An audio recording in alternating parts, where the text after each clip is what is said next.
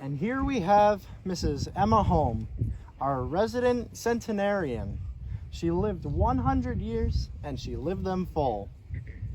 I certainly tried, Caretaker, and was quite lucky to have an example set before me. My father, Johan Niemela, was a bona fide adventurer. He had sisu, as the Finns say, a stubborn determination, guts. He left Finland to escape an 1860s famine and went to work on the sea. He spent 15 years on the water, learning merchant trades and sail making. He circled the globe several times before dropping anchor one final time in San Francisco. He met my mother there, and when they married, had to make a choice: stay where they were and build a life in California, or go on a new adventure. They chose adventure. In 1880, right after they married, they boarded an immigrant train to a small wilderness town neither had ever visited before.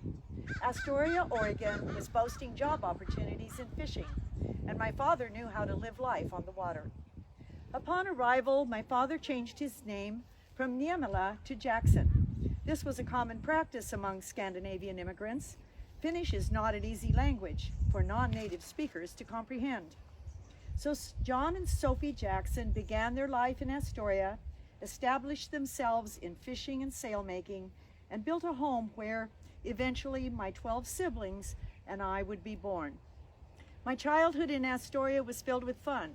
I hardly remember a night when my brothers and sisters and I weren't out playing with the neighborhood children.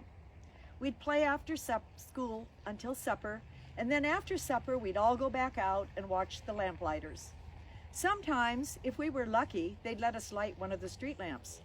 But we had to be sure and be in by 9. If we stayed out later, the policeman would be after us.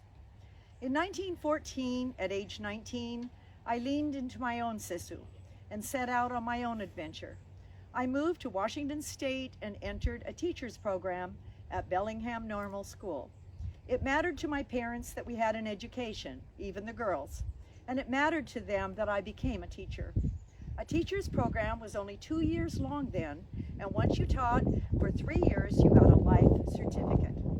It sounds easy enough, doesn't it? But there were more rules for us women. In those days, married women could not be teachers. We were expected to be at home. I had accepted my first teaching position here in Nacelle when I met Wendell Holm.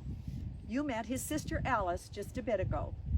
Wendell and I married in 1920 after he returned from the Great War, and I lost permission to teach. For 21 years, I respected the rule. I stayed home and devoted myself to my 4 children. But by the time we found ourselves again at war in Europe, women were needed to teach, while the men were swept up by the draft.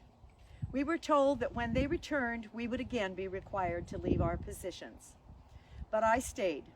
For 19 more years, I taught here at Nacelle, and even upon retirement in 1961, you couldn't keep me out of there. I came back as an active substitute for 13 more years after that.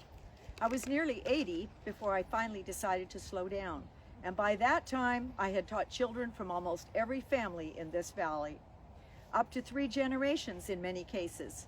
That may sound like a lot, but that's the power of sisu. It carries you through. It carried me through 100 years of life. It can carry you wherever you need to. I suppose my sister-in-law already took an opportunity to teach, so let me just say this. Sometimes sisu takes you to new places. Other times it helps you find adventure right where you are. In every case, it makes you stand up and work hard and persevere. And it's something each and every one of us has the ability to access. I hope you'll do it. I hope you'll let it carry you as it did me. There are invaluable lessons to be gained from those who lived long. There is guidance based in experience that deserves our respect and gratitude. But let me just introduce you to one final friend. She has much to teach us too.